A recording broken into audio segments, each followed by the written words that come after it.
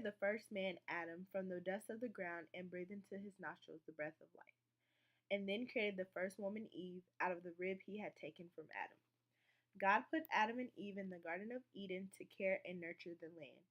He told Adam and Eve that they could eat from any fruit from the trees except for the tree of good and evil.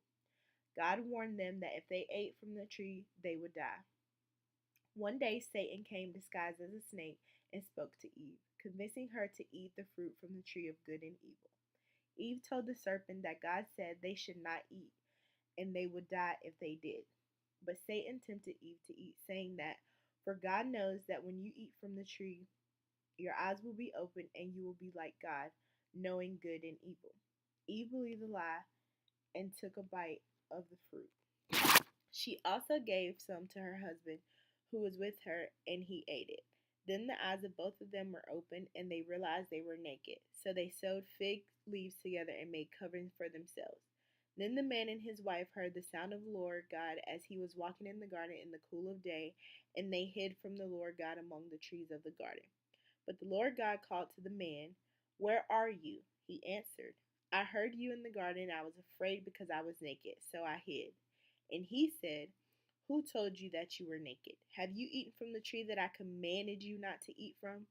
The man said, "The woman you put here with me, she gave me some fruit from the tree, and I ate it." Then the Lord God said to the woman, "What is this you have done?" The woman said, "This serpent deceived me, and I ate." So the Lord God said to the serpent, "Because you have done this, cursed you above all livestock and wild animals.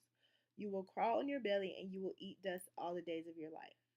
And I will put enmity between you and the woman, and between your offspring and hers. He will crush your head, and you will strike his heel."